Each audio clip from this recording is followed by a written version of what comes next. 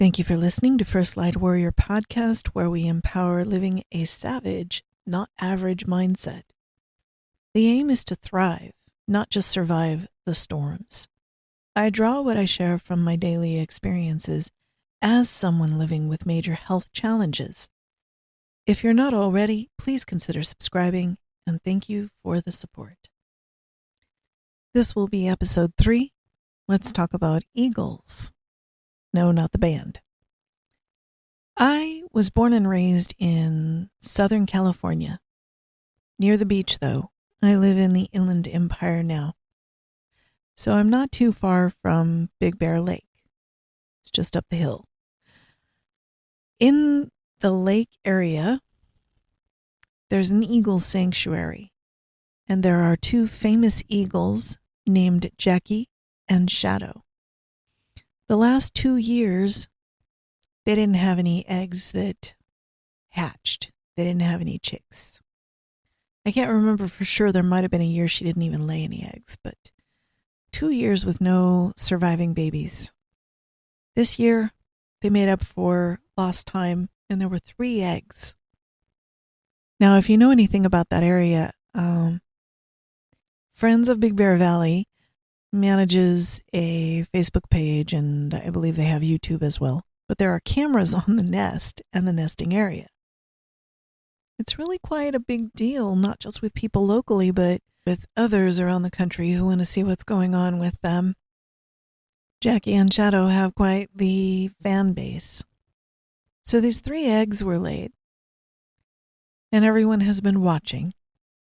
And eagles lay their eggs at seemingly the worst time of the year because there are sometimes late storms, and this year was no exception. At those higher elevations, it's to be expected. So the nest typically does get buried in snow. Jackie is an amazing mother bird.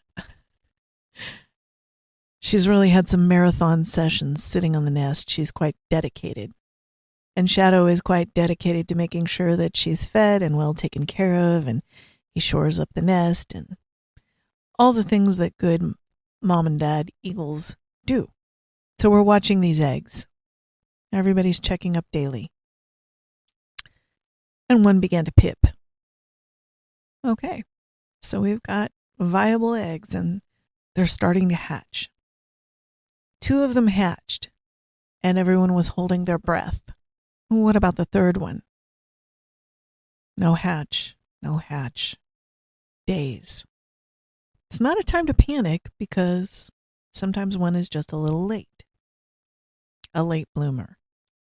Eventually, egg number 3 hatched. It was about a week after the first 2. So this baby is smaller. Not really a problem. Same size as the others when they came out.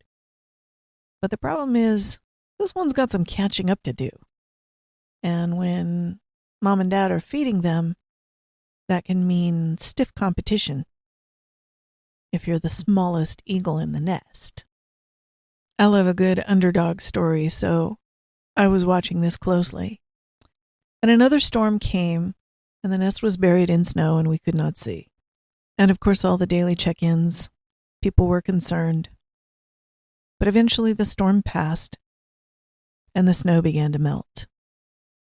And as it did, we were only seeing 2 chicks moving around. There was concern, but also reassurances. Give it time. They could be under the edge of the bowl, on the inside. We don't know yet. But eventually it became clear that only 2 chicks survived. Everyone was sure that that little one that ended up looking like a runt because of the later hatch had to be the one that didn't survive. Well, at that age, they all looked pretty much the same, so it was hard to tell. Now, eventually, the parents did remove the chick that died, and it's kind of an amazing process to watch them handle that baby with so much care. There's like this level of reverence. So it was carried away and the other 2 went on. As we are always reminded, by the people who take care of the cameras and bring these images to the world. This is the circle of life. We are just observers of nature. We don't interfere. There are markers that the people running those cameras can identify, not just the size of chicks, but various things that are unique about each of them with so many hours of footage. It turned out that it was not chick number 3. It was not the late bloomer. It was not the little one fighting to catch up and fighting for food and struggling that perished. It was chick number 1, the first one out the gate, the one with seemingly the biggest advantage. Gone. And number 3, fighting. Fighting to survive, fighting to catch up, fighting to compete for resources and keep up. And guess what? She did. The 2 surviving chicks are both female. Their names picked out by the 3rd and 4th graders.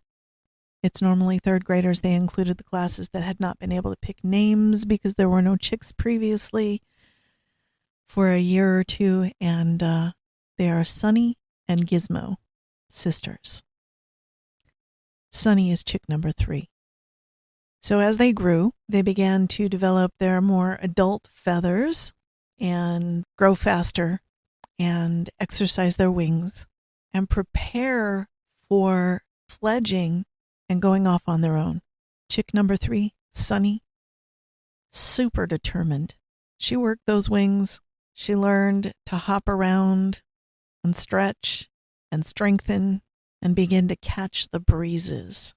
And as she caught the breeze, she strengthened her wings more, and she began to hop up on branches that were a little bit away from the nest, without much beneath, taking chances.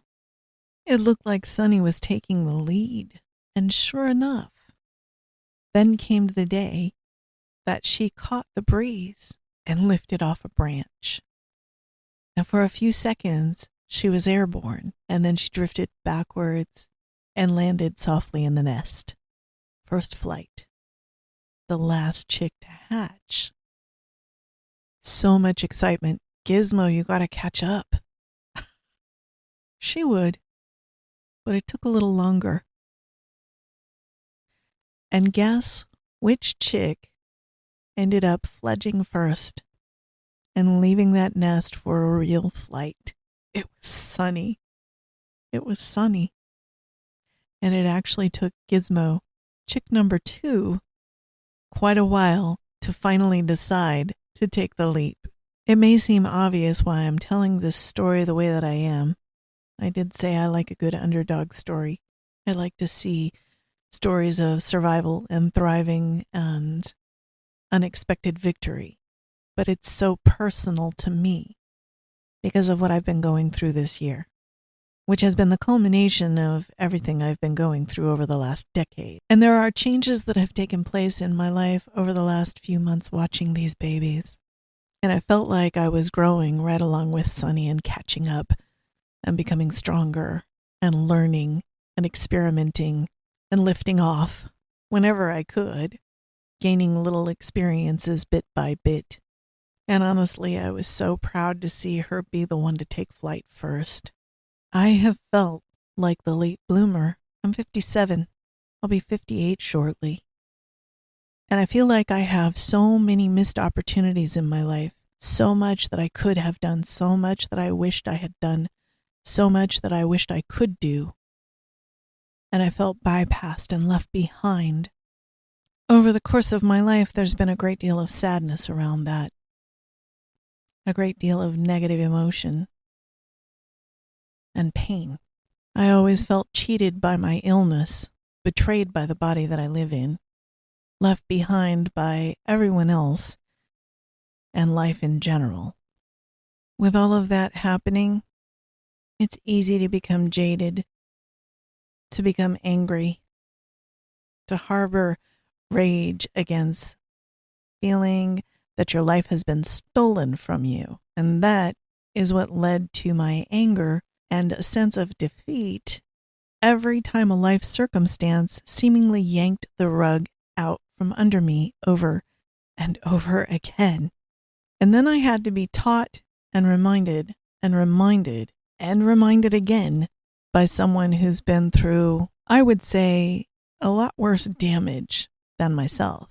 Not living with a catastrophic, life-threatening illness, but a lot of damage and a lot of pain. Someone who could understand where I was coming from.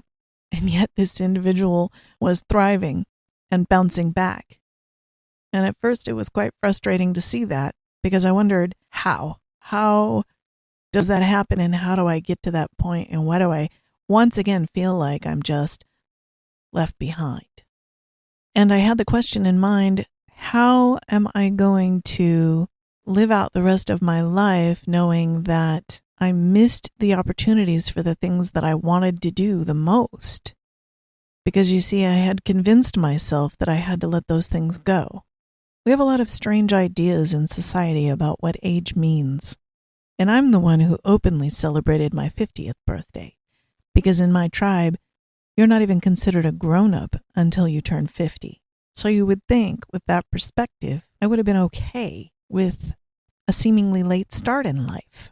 But my sense was that my illness had robbed me of the moments where I would have been strong enough physically to accomplish the things that I wanted to do. Note that I said, convinced myself.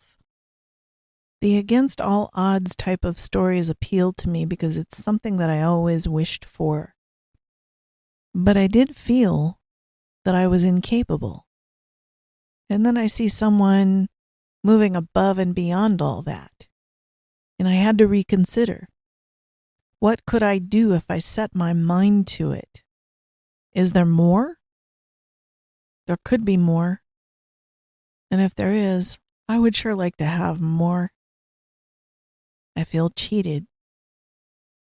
And that began my campaign of teaching, taking back your quality of life in a very new way. I've believed in that for years, but I don't think I fully understood it myself until I saw it in action to a degree that I still don't feel like I'm measuring up to. But I'm sure as hell going to try. It became clear to me a couple of months ago that as much as I felt like I was a late bloomer, I was exactly where I needed to be. All of last year that I felt was at a standstill when I had to set aside everything that I wanted to do in 2024, and really the last 5 years since 2020. And if you want to take it a step further, the few decades that I feel like I just could not accomplish anything worthwhile, I was exactly where I needed to be, in the classroom, preparing, strengthening, catching a breeze, going through storms, experiencing losses and setbacks, and fighting to keep up, fighting to catch up some more, working to grow, wondering, where is this going to lead me, but continuing anyway. I was exactly where I needed to be. Does that make me a late bloomer? I don't think so. Everything blossoms in its own time. Sunny fledged first because it was her time. Gizmo followed when it was hers. It doesn't matter who was born first. Personal development is very individual. So I can't spend time looking back at what I didn't do or why. When I feel like the rug has been yanked out from under me, I'm not at square one. As Eddie Pinero talks about, your starting point has changed. It took a little bit before I really understood that too. So if something happens, it's just my responsibility to get up and keep working on whatever it is. And in truth, at the halfway point of 2025.